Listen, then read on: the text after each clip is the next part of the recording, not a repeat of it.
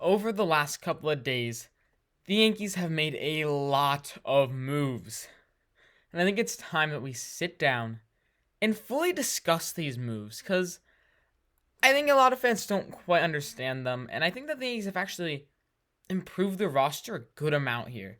So let's get into all the moves. Let's first start with the Josh Donaldson, Isiah Kiner-Falefa, Ben Rotvet, that's a tough name to pronounce, trade for Gio Urshela and Gary Sanchez.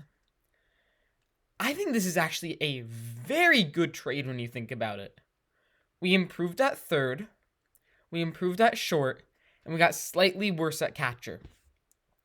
I know people aren't going to want to believe this, but Donaldson's still very good at baseball. I know he's 36 and getting a lot of money, but he still is a very, very good baseball player. He is in the 99th percentile in average exit velocity. In expected weighted on base average, he's in the 92nd percentile. He's in the 96th percentile and outs, or 63rd percentile and outs above average. Sorry there. And comparing this to Gio Urshela, it's much better. Gio Urshela, bottom 22nd percentile and expected weighted on base average. Bottom 13th percentile and outs above average. And 74th percentile and max exit velocity. I know that Donaldson's getting older and he has some injury concerns, but he is a clear upgrade from Urshela. I know fans don't want to believe this, but Urshela's not that good defensively. Numbers say it, and the numbers don't lie. I know he makes some great highlight plays. I'm not going to deny it. He makes crazy plays. But unless you're watching every single game and having your eyes locked on him, then you have bias there. So you watch one crazy dive and you say, oh, he's really good. Then you watch another and you go, oh, he's a Gold Glover. Defensive stats are tough to understand, but they don't lie. Urshela's not that good defensively. Donaldson's better. He also hits the ball much, much better than Urshela. I think Donaldson's a pretty good move here. You know, he's in the 84th percentile in chase rate, 52nd in K percentage. He doesn't strike out too much. He hits the ball hard. And he plays with a chip on his shoulder. He goes out there every day and wants to win. I know he had some beef with Garrett Cole, but that's just due to how competitive he is. You know, there are some players on this team where you go, do they really want to win it all? Will they put everything on the line? Donaldson, I'm not questioning that. He wants to win every single game. So I'm really excited for Donaldson. I think he's a pretty good pickup there. Then Isiah Kiner-Falefa. Everyone wanted Carlos Correa or Trevor Story, Corey Seager. But this is also a great move. Now, yes, he cannot hit. He hit 271 with a 312 on base percentage, 357 slugging for an OPS of 670. Not good. He's a below average hitter.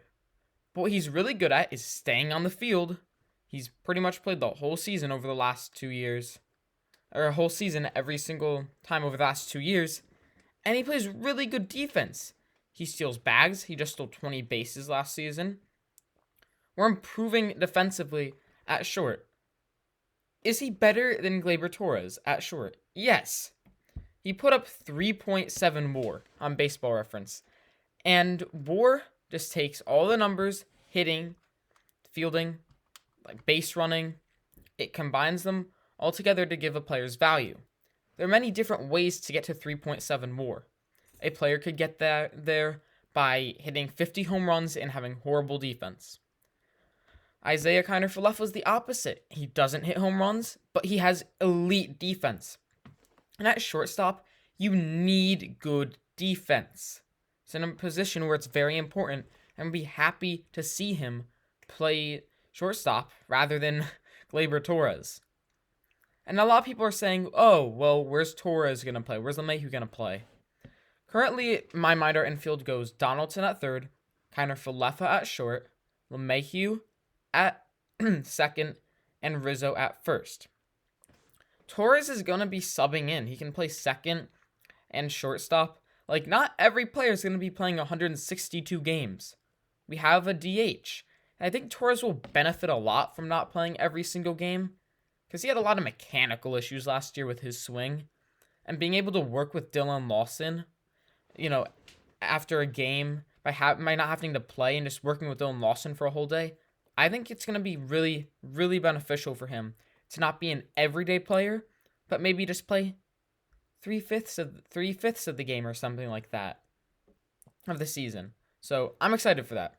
I think it's a good move. We have backup depth in Gleyber Torres. I always love having depth. Then the kind of worst part of this, Ben Rotvet. Tough name to pronounce, a tougher home run call for John Sterling to make up. People are pointing out to his 39 games where he hit 169 and only 3 home runs. And that's a short sample size. People point to how he did in the minors and how he wasn't doing that well.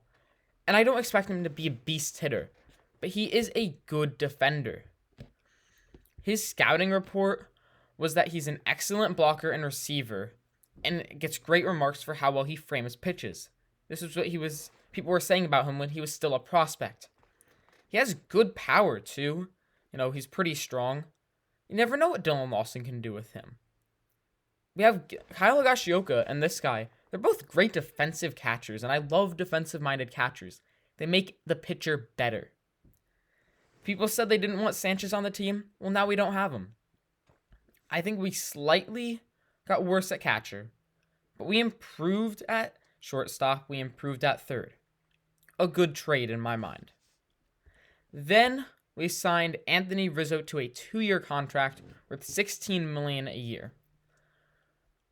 One of the things I've noticed is a lot of these deals are kind of 2 years. Kiner-Falefa's a free agent in 2 years. Same with Donaldson. Same with Rizzo now.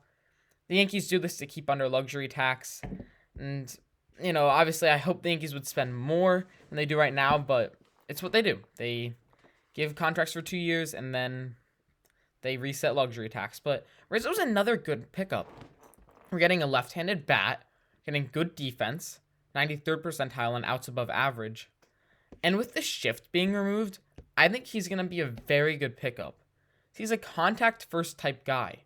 His power isn't what it used to be, and he got shifted on a good amount. Let me pull up the percentage. He was shifted on 76% last year. Just pretty high. And removing that shift is going to help him a lot. His swing's also built for Yankee Stadium. You watched him, he would hit home runs just to right field that just got out. Hit a lot of foul ball home runs, which I think he'll be able to adjust, make those foul ball home runs turn into actual home runs. We just got a nice left-handed bat and good defense at first. I like it. Now, the Yankees are going to have to make some more moves. Currently, we have 42 people on our 40-man roster, and you have to have 40. So 2 players are going to have to be removed, either via trade or just designating them for assignment. I think a trade's most likely. I think Luke Voit is very likely to get traded here. I also think we're going to see Miguel Andujar get traded. But you never know there. So there's still moves that are going to happen. But overall, I think this is a good offseason. We would have had to have given Correa all of the money that we just spent to get these players, and we wouldn't have had them. Is Correa better than Donaldson, Kiner-Falefa, and Rizzo? I don't think so. I think getting those 3 guys are really, really important for your team. So I think the Yankees have done a good job here. And tell me what you think in the comments, though, because it's a bunch of controversial moves. Fans have a lot of opinions on them, and I want to hear your opinions and thoughts in the comments.